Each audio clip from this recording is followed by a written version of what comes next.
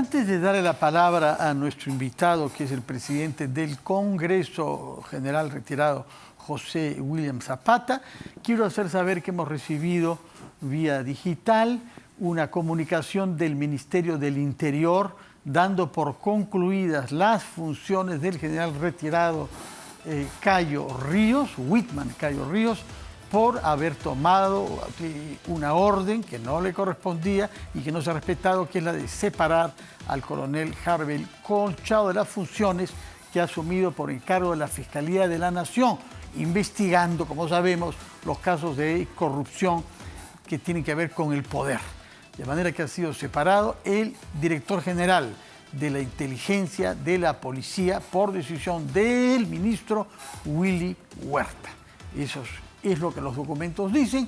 Lo que uno puede concluir es que el ministro no sabía nada de lo que los subordinados hicieron y cuando se enteró de esto a la 1 de la mañana tomó la decisión de revocar esa decisión y 20 horas después buscar a algún funcionario al cual hacer responsable y separar de su cargo. Esa es la situación que tenemos hasta ahora.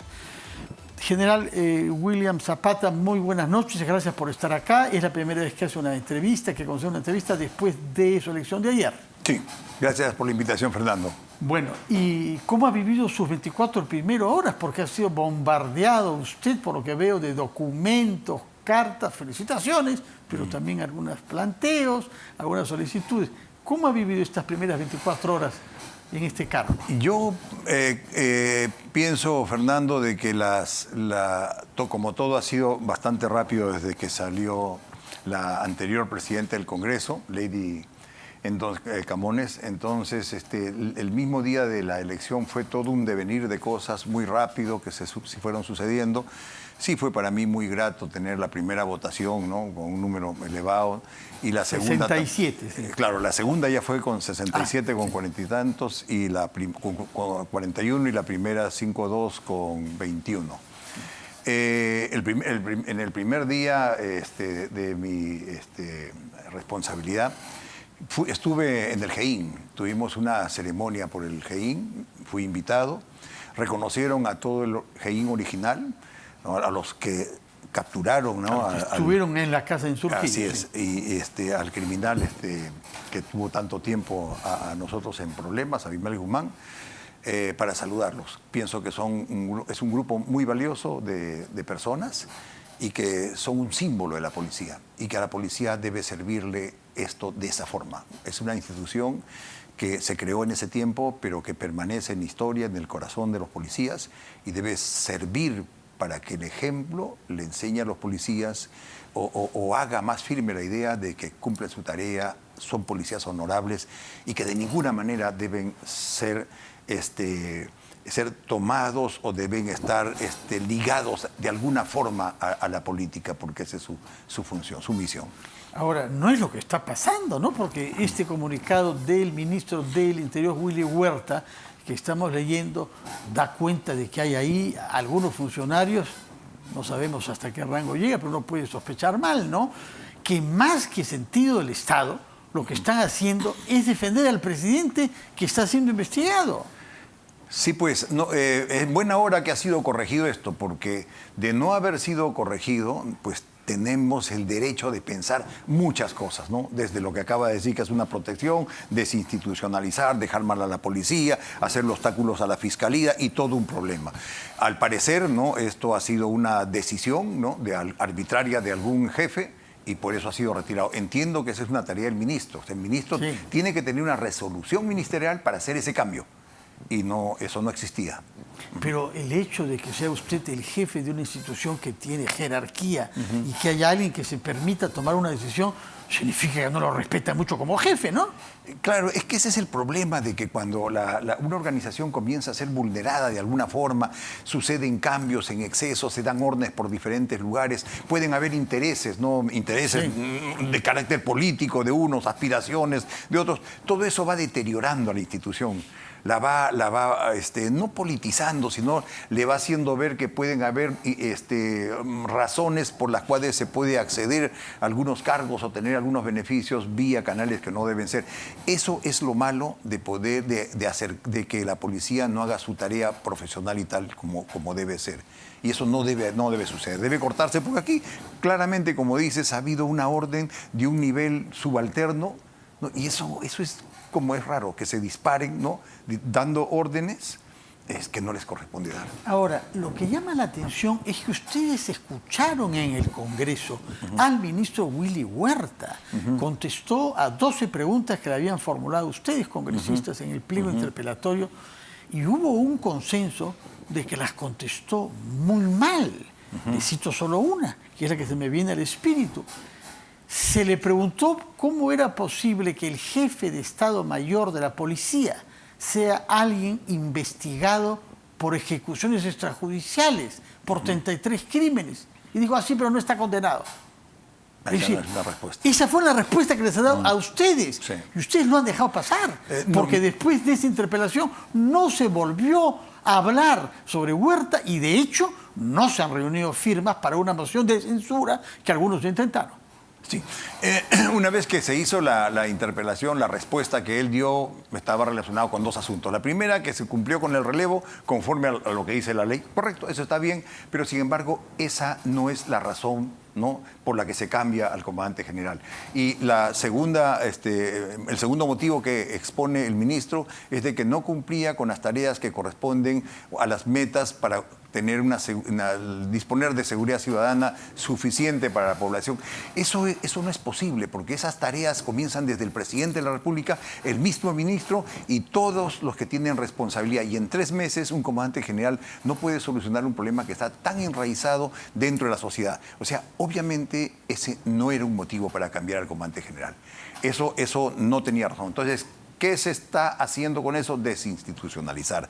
¿Por qué? Porque retiran a 2 oficiales, ¿no?, del alto mando y suben que tiene buena imagen en el inspector, lo ponen como comandante general, pero acomodan, ¿no?, y colocan a 2, del que me acabas de decir, y a uno que dicen que es ¿no?, también Chotán. Entonces, que es el inspector general, que es aquel ante cuyo cargo el presidente ha presentado una queja pidiendo que expulsen de la policía al coronel Colchado. Y es quien tiene la responsabilidad de investigar al coronel Colchado. Entonces eso evidencia de que ahí ha habido un manejo por demás extraño, ¿no?, que linda pues con proteger al ¿Por qué? Entonces ahí viene la pregunta política. ¿Por qué hubo tanta pasividad? Si les está contestando eso el señor Huerta, ¿por qué no se toman medidas más drásticas? Yo sé que se comenzó comenzaron a correr las firmas. No sé exactamente en qué estado se encuentran ellas ahora, pero luego de esta entrevista se comenzó con esa tarea. Yo voy a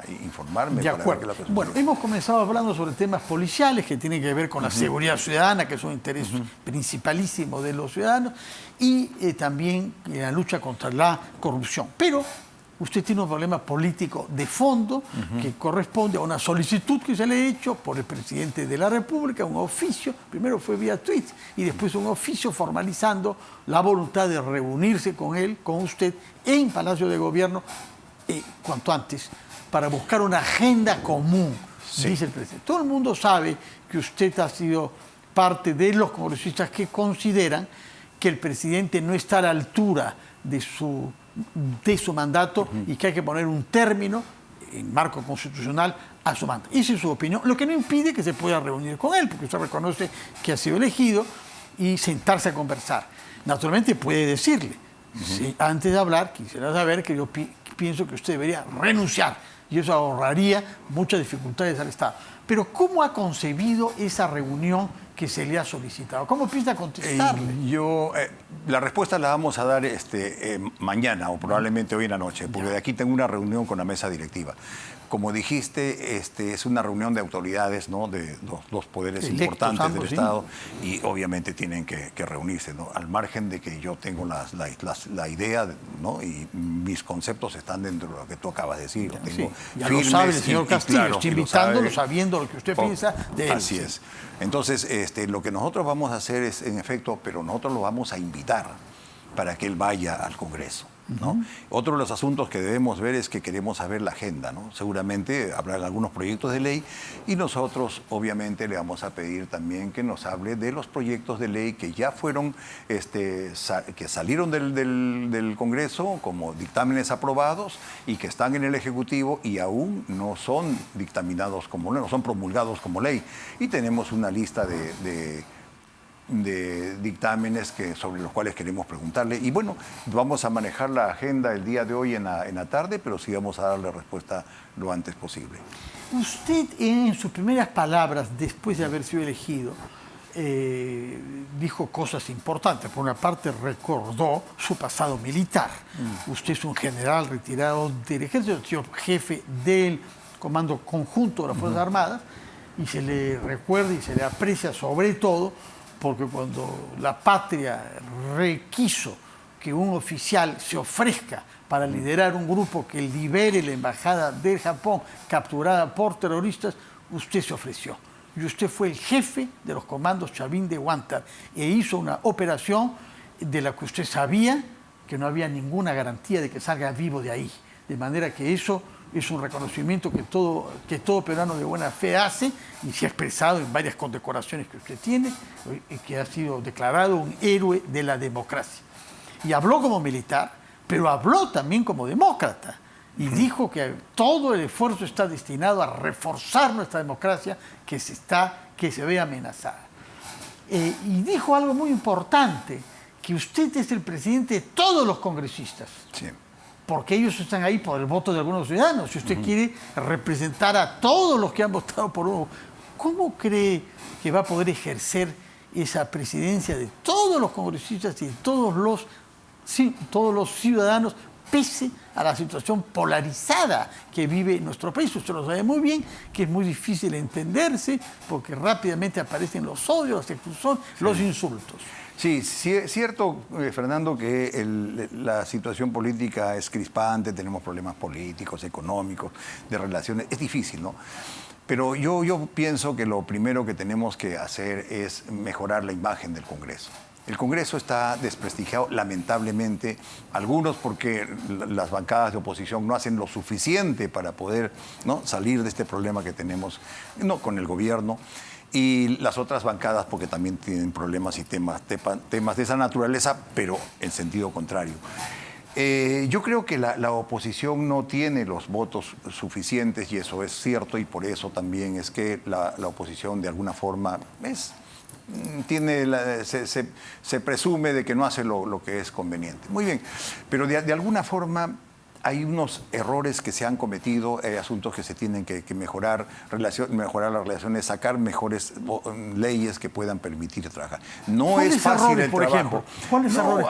Hay por ejemplo, el problema del congresista que ha sido retirado del Congreso por el tema de haber estado bebiendo en una de las instalaciones, congresista que también no ha habido, ¿no? El problema de los niños. Congresista prófugo de la justicia. Un congresista prófugo de la noticia. Entonces, todas esas cosas... Ahora, usted ha mencionado primero el caso de Freddy Díaz, congresista que ha sido suspendido por 4 meses sin goce de haber, pero no por violación sexual.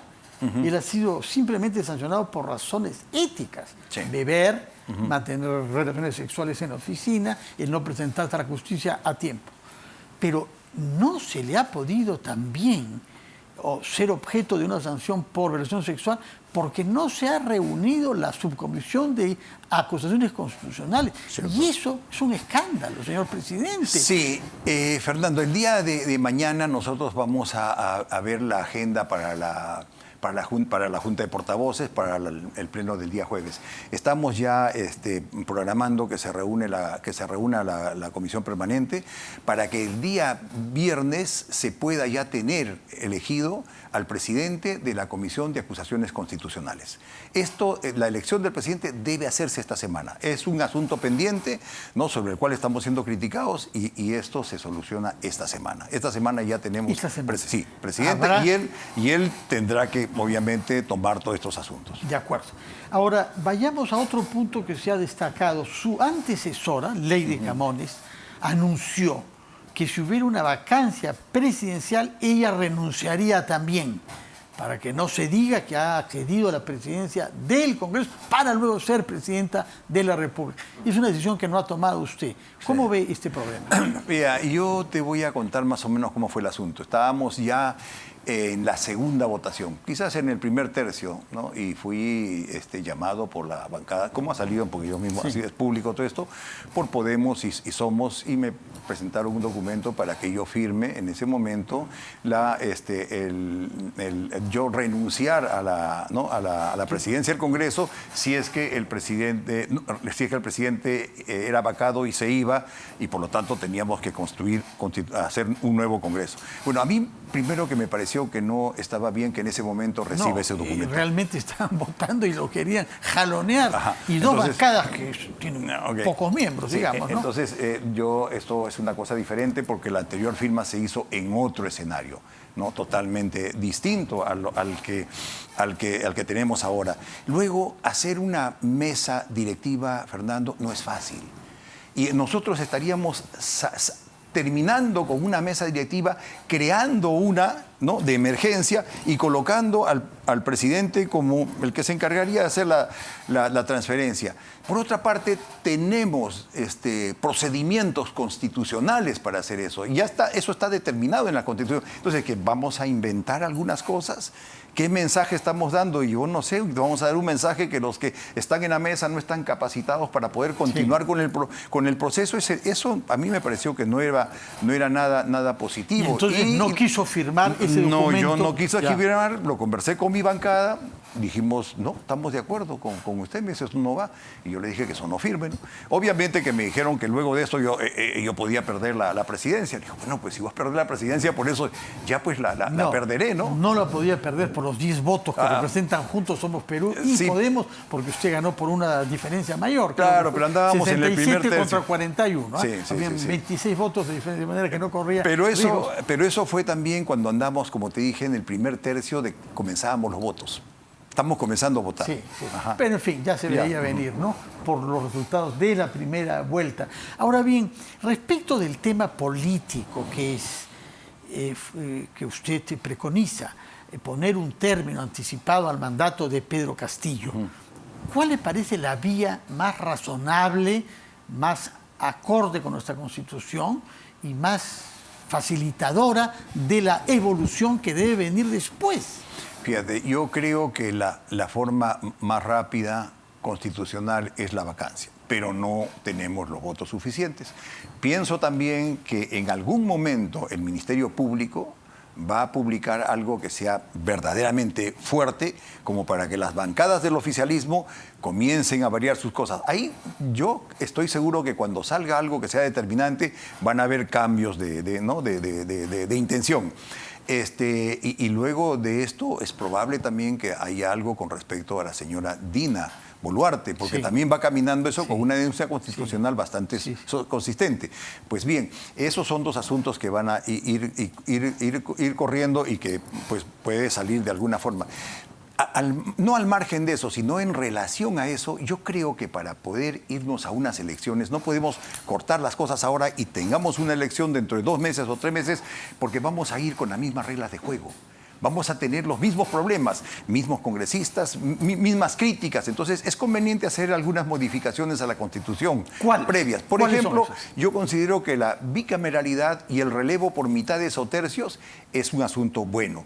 Pero eso tiene que ser primero socializado y entendido dentro del mismo Congreso. O sea que no es bueno. No hay tiempo, porque estamos hablando de muy poco plazo para convocar elecciones si hubiera una vacancia, ¿no? Claro, no, obvio que si se presenta eso, pues no. Yo digo el escenario ideal. El escenario ideal es hacer esos cambios constitucionales, ¿no? Y luego hacer conocer eso a la población, que lo que se sepa que eso es bueno. Teniendo estos dos asuntos solucionados y algunos otros pocos que pudieran ir ahí. ¿Cuáles, por ejemplo? Prohibir que personas condenadas postulen. Sí, prohibir que personas condenadas vayan a postular, a tener alguna injerencia con alguna otra agencia del Estado donde el Congreso podría no tener, tomar decisiones, ver la posibilidad que, por ejemplo, de la reelección, ¿no? Sí, pero que son asuntos que nos están mostrando que congresistas que tienen experiencia pueden hacer sus funciones mejores que los nuevos, claro. pero son asuntos también que no son todavía internalizados por la la población, porque obviamente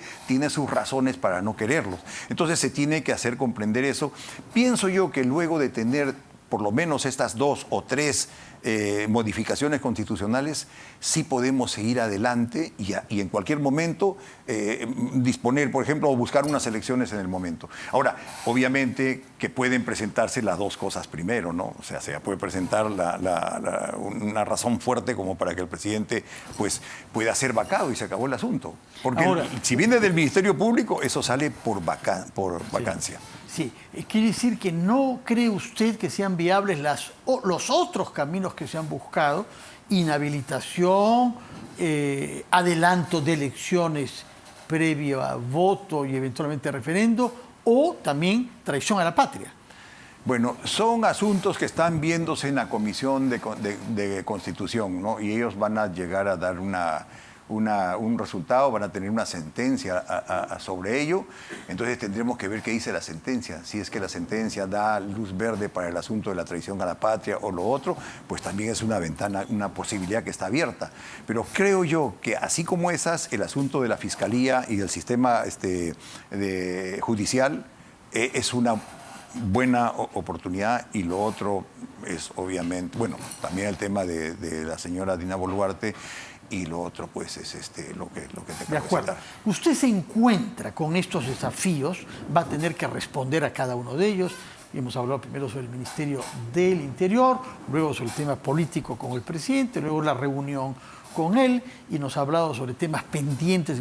Pero usted, como militar 40 años y como congresista 14 meses, ¿cómo quisiera marcar, con qué agenda, con qué temas, con qué proyectos de ley quisiera marcar usted la presidencia que le corresponde hasta julio del próximo año? Yo creo que son asuntos importantes estas modificaciones de la Constitución, porque van a beneficiar a futuro el funcionamiento. Sí. Luego también a todo aquello que haga que el Congreso sea más óptimo en su trabajo. Leyes que están relacionadas con la seguridad ciudadana son muy importantes. No, eso es importante y para todos los lugares.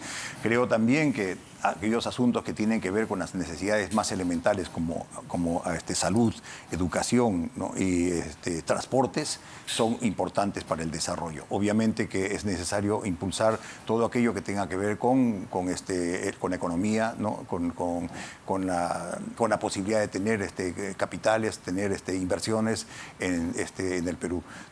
Creo que es todo un contexto de cosas que van con lo que me preguntaste antes, cómo poder hacer de que todos puedan no juntarse en las ideas en el Congreso cuando hay tantas formas diferentes de pensar. Creo yo que si nosotros motivamos, y pienso que los congresistas sí, tras sus intereses ideológicos y todo lo demás, pienso de que sí hay una intención de hacer las cosas, claro, a su manera, ¿no? Pero todo siempre en busca del bienestar de la población. Si todos se empeñan en hacer leyes eficientes y no tantas declarativas, nosotros podemos seguir avanzando por eso, porque eso sí se va a apoyar, se va a votar a favor en el Pleno. Creo que yo me inclinaría, lástima que el tiempo y la dinámica que vivimos y todo esté encrispado no permite hacer leyes que vayan al mediano y largo plazo, que serían asuntos importantes, que están relacionados a cuestiones de Estado. Sí. El país de aquí a 8 años, el país a 12 años. Pero yo no creo que se esté pensando en los sectores del Estado, ¿no? En estos asuntos. Pero usted puede promover leyes sobre esas son temas, cosas, ¿no? Que sí se pueden promover. Salud, transportes, mencionó también. Temas de clima a mediano plazo también. Y luego hay un tema sobre el que le quería preguntar. Una ley que a mí me sorprendió mucho, que ustedes hayan aprobado, que es una ley sobre los comités de autodefensa. Sí. Esta ley había sido observada por el presidente Sagasti hace 15 meses y de pronto la sacaron de un archivo y la promulgaron. Sí. La ley permite que se creen comités de autodefensa y que reciban armas, sea del Ministerio de Defensa o de grupos privados, en zonas donde no hay lucha contra el narcoterrorismo, lo cual permitiría que nuestro país se paramilitarice y que hayan armas circulando, general. Yo le pregunté esto al presidente de la Comisión de Inteligencia, que es el almirante Cueto, me dijo, la vamos a corregir o derogar en 15 días. van 2 meses. No. Y no se ha hecho. A ver, yo te explico. Sí, es correcto lo que tú dices. La sesión anterior, ya hace una semana, se presentó en la Comisión de Defensa el proyecto de ley que ya tiene en las redes del Congreso por lo menos 2 meses y medio. Sí. 2 meses y medio donde ya se mostró, ¿no?, la ley tal como va a ser, que es un nuevo proyecto de ley que corrige el anterior. Muy bien. Esto y no ya se repartirán armas. No se permitirá ahora, que grupos privados donen armas a pseudos comités de autodefensa. Porque hay comités de autodefensa que se batieron contra el terrorismo. Sí, es así. Entonces, pero en muchas regiones no hubo combate. Y ahí también se van a poder crear comités de autodefensa y recibir armas del ejército. No, esta ley corrige todo aquello. Ya. O sea, no existen armas que se le vayan a dar a los comités de autodefensa. Con las únicas armas con las que ellos van a contar son aquellas que se dieron hace 15, 20 años, que dichos de paso están casi desarmadas. No hay una sola arma más que va a entregar el Estado, ni que ellos van a poder... de nuestro territorio podrán haber comités de autodefensa? ¿Todo el territorio? No, los comités de autodefensa están funcionando en las zonas que están declaradas en estado de emergencia y es el lugar donde se tienen las armas. Pero hay comités de autodefensa que están en unos lugares que hace poco o hace meses o 1 o 2 años dejaron de estar en estado de emergencia. Ya existen esas organizaciones. Sí, Guayaga. El Guayaga y también parte del Brain, Ayacucho. Sí. Donde están, como dijiste antes, ciudadanos que lucharon contra el terrorismo, que tienen cientos de muertos y que están organizados para defenderse con un enemigo anterior, pero ahora tienen otra visión, el desarrollo. Entonces, adicionalmente, ya existe en la ley de seguridad ciudadana, que ya existe, ya tienen ellos un espacio. La ley que les ha reconocido los ha reconocido, claro. Y es más, tiene a una persona dentro de la organización, como lo tienen los comités de autodefensa. O sea, dentro de la organización donde están los dirigentes o las autoridades de los comités de autodefensa, ya hay un representante de la ronda campesina y uno de los comités de defensa, y es una ley que tiene años. Con toda razón, con toda razón. Ahora, otro tema, general, que inquieta mucho.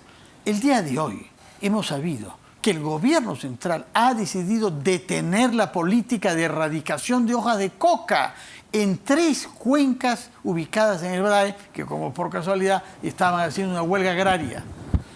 Mira, sabemos que 90% de las hojas de coca no son para consumo tradicional, así es, chachar coca o beberla, sino para hacer cocaína. Sí. Esto es una amenaza a la seguridad de nuestro país. Usted sabe mejor que nadie, por las responsabilidades que he tenido en el terreno, cuánto corrompe el narcotráfico a todas nuestras instituciones. ¿Qué va a hacer usted como presidente del Congreso frente a esta decisión de permitir que, por lo menos en esos 3 valles, se cultive sin ningún control hoja de coca? Esos 3 valles hace un tiempo atrás, yo pienso que fue antes del año 2000 y unos años luego, eran zonas cocaleras, donde intervino el Estado y creó productos alternativos, siembra alternativa, y se retiraron, ¿no?, todos los cocales. Ha venido luego, por lo menos en los últimos 6 años, ¿no?, un descuido en ese asunto, en promover el desarrollo y una serie de cosas más, y nuevamente ha comenzado el cultivo de la hoja de coca. El cultivo de la hoja de coca es un grave problema, pero es un grave problema porque tiene que ser abordado por el Estado en su conjunto. No es un asunto militar, no es un asunto policial, es un asunto de desarrollo, es un asunto de presencia del Estado, y desarrollo quiere decir que tienen que haber alternativas de desarrollo. Y una alternativa no puede ser siembro por... Bueno, con las paltas no hay problema, siembro por decir... piña oca, golden, piña. Pero si no tengo cómo sacar la piña, no tengo mercados nacionales, no tengo mercados internacionales, no funciona. Volvemos a lo que decían hace un rato, tiene que haber visión de Estado. Visión de Estado de mediano plazo, por lo menos, si no es de corto plazo. Entonces se tiene que llegar a esos lugares con cuestiones que ofrecer, porque dinero para poder erradicar, o dinero para No lo van a hacer, tienen que hacer cuestiones, no van a poder, perdón, tienen que tener cuestiones alternativas y tiene que haber presencia del Estado. La presencia del Estado significa que tienen que haber dependencias, agencias del Estado en ese lugar, pero que funcionen bien. Y yo tengo, en mi despacho tengo 3 proyectos de ley que ya están en la Comisión de Defensa. ¿Cuáles son? Uno tiene que ver con una autoridad en el Braen que la tuvimos hace un tiempo atrás, yo era jefe del Comando Conjunto, sí, y le presentamos esto al presidente y al ministro Wagner y se creó la autoridad del Braen porque en ese tiempo le dijimos que esto no era un problema policial ni militar, sino del Estado en su conjunto y funcionó. En ese tiempo había un solo teléfono público con monedas, ahora lo que tenemos en el Braen es de todo, ¿no? Pero faltaron carreteras, faltaron postas, faltó invertir fuera de las ciudades, ¿no? De los pueblos más grandes y no meterse más allá. Entonces, esa es visión de Estado. Muy bien. En Madre de Dios, donde está el otro proyecto que tengo en mi despacho, tiene que ver con la minería ilegal. Sí. Minería ilegal es lo mismo, es presencia del Estado y es desarrollo, acciones de desarrollo. ¿Qué le vamos a ofrecer? Castañas hay. Yo estuve hace poco en mi semana de representación, estuve en Madre de Dios, vimos los problemas, justo llegamos el día en que hubo un problema, ¿no? con esa comisaría, entonces ahí se necesita acciones del Estado. Y se necesita también firmeza y que el Estado puede estar ahí con las autoridades y con todos los demás y promover mucho más la minería formal. Ahora, la minería formal es un asunto donde tiene que empeñarse bien el Estado, porque no es solamente una autoridad, sino son varias autoridades que ofrecen alternativas, que dan facilidades y que compran el oro el Estado mismo peruano, en lugar de que se esté yendo por Bolivia, ¿no? a ser vendido. Y el problema de la minería ilegal no solamente está en Madre de Dios, está en la Cordillera del Cóndor y está en diferentes lugares. Entonces, si no se tiene firmeza, ¿no? Y no firmeza no quiere decir que se va a ir a maltratar a la población, sino son ideas, ¿no? Para salir de ese problema vamos a seguir mal. Y el último proyecto, que también está en un área crítica, es el Putumayo. Estamos muy lejos del Putumayo. 1000 kilómetros de frontera con Colombia, frontera fluvial. Donde no tenemos carreteras que lleguen, solamente van hidroaviones y unos aviones de vez en cuando, poblados muy dispersos y donde... está aumentando el cultivo de coca. Hay FARC, y no sabemos quiénes son los que entran. Hay disidentes de la FARC, ELN, están también unos grupos que le llaman los GAOR, que se encargan de llevar el tráfico ilícito, hacer el tráfico ilícito de drogas, sembrando inclusive en nuestro lugar. Eso necesita, vuelvo a lo mismo, presencia del Estado. Es más difícil, pero tiene que haber alternativas. Ok, podemos pensar en un cultivo alternativo, muy bien, ¿por dónde sale? ¿Va a salir por el Putumayo, va a llegar al Amazonas y va a recorrer todo Brasil? Muy lejos. Se tendrán que hacer convenios con Colombia.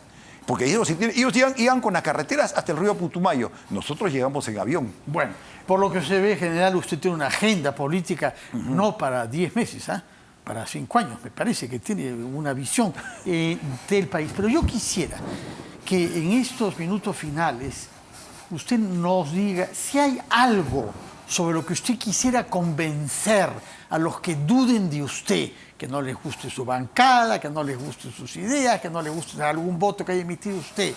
Y les quiere decir, yo he sido soldado y he puesto el pecho por la democracia. Ese era el objetivo, ¿no es cierto? Eliminar a los que habían tomado por la fuerza rehenes, entre los cuales algunas personas allegadas a su partido, pero a todos los partidos democráticos. Y si usted pudiera convencer, ¿de qué quisiera poder convencer a los que todavía desconfíen de usted? Yo creo que todos, Fernando, deben creer que podemos salir de los problemas. Yo creo también que necesitamos líderes. Y los líderes no solamente son aquellas personas que son atraídas por sus subordinados porque pueden ordenar y decir cosas.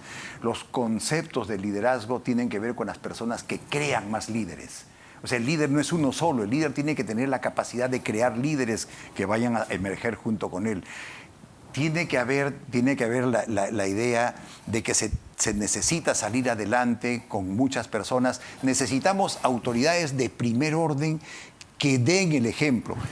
Desde mi parte, yo tengo la idea, porque así me he educado, de que las cosas no pueden tener un corto plazo. Se tiene que pensar en el inmediato, sí, para salir del apuro, pero debemos pensar en 3, 4, 5 años, y aunque sea a mediano plazo. En otros lugares piensan a largo plazo. Tienen proyectos, tienen leyes que van y que se relevan entre gobiernos. Son proyectos de Estado, no son proyectos de gobierno. Yo lo que puedo ofrecer es lo que conozco al respecto. Yo he servido 40 años en el ejército.